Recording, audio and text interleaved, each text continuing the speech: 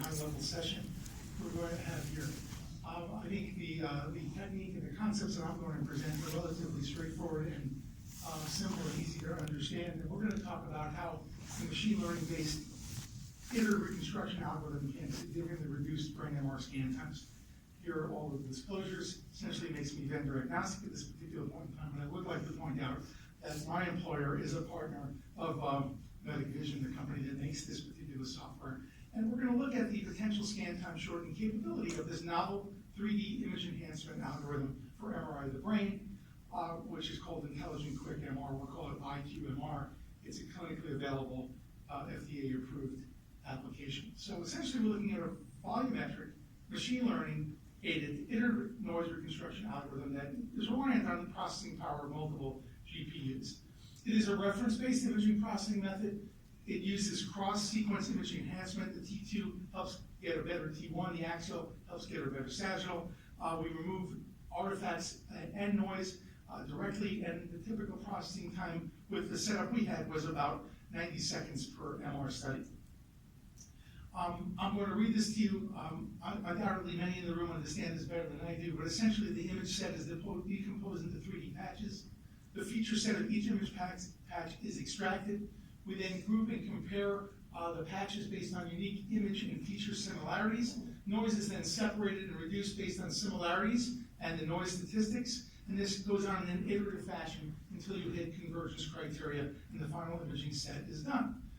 In the clinical workspace, the scanners just spit things out on the routine network. It then goes to this farm of GPUs, which then processes automatically, sends it right back to the PACS and to the user, unless they're sitting there waiting for the images that gets there before they get there. So the workflow is a piece of cake. You can see from this particular slide our routine protocols. These are RAGNet protocols, so they're pretty lean as a start. The star means they're with and without contrast. The other one is a blind exam. Average scan time here, and here's what we ended up with the accelerated scan times. That is the magical 10-minute point that I think a lot of us are looking at. And you can see overall, we saved about 30% in terms of our scan time.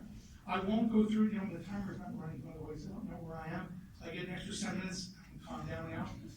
I'm not going to go through the individual protocols here, but it's just a routine clinical protocol. At RadNet sites, we like 3D flare or two-plane flare. Bottom line is we're going to take the routine sequences and we're going to process them, right? We did an image review with 6 experienced neuroradiologists, all blinded. The images were side by side. We weren't blinded side by side. We used a 5-point Likert scale, essentially better, equal, or worse. And we looked at visual image quality, gray white differentiation, diagnostic quality, and the presence of artifacts. What you can see here is when we took the accelerated scans, essentially corrupted them by brushing them and then fixed them with processing. You can see we got a score of 3 or better, which is again the middle of the range there, is in over 95% with an average score over 3. Statistically significant, better than the accelerated unprocessed images, but that's not a big surprise, right? We compromised the images and we fixed them. You expected to be better, and it was at a statistically significant level of a p-value of 0.001. Here's an example of that, a very noisy data set, really deliberately corrupted and for the most part restored and certainly improved after the use of this image processing. Now, when we compare the processed accelerated images to our gold standard images, it's a much more interesting comparison. We were able to hit non-inferiority on a significant level with scores, again, that average about 3, which is the same. Okay, so we hit non-inferiority of the processed images, and clearly the thing works to make images better. It's not a difficult concept. Here you can see we were able to reduce the scan time by 47% and produce images that basically look about the same. You'd have to really split hairs to make this work. Again, not a great looking image at 223, exactly the same level of quality at 129, using the processing capabilities of this volumetric algorithm.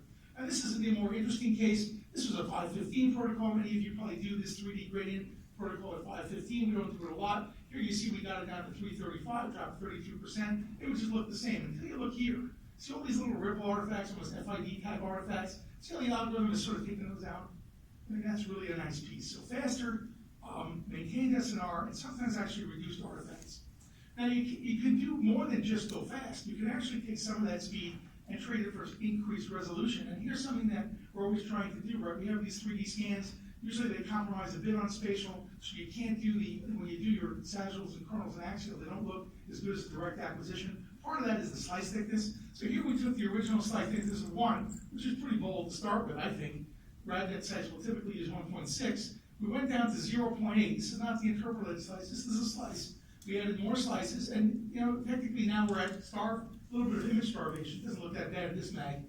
And then we processed it, and we got a higher quality version. I'm gonna zoom in a minute, but notice that we're at 427 here, we've saved about a minute and change. Now zooming in, you can see the original acquisition ASNR was pretty good. When we tried to accelerate, or essentially we accelerated and made the slices thinner, you're starting to see some noise bleed through. It's not bad. But when you go back and process it, it restores that golden quality, yet you have more isotropic data with thinner voxels, which always has that value. So, in conclusion, this IQMR 3D image enhancement algorithm makes clinically acceptable images at substantially shorter scan times.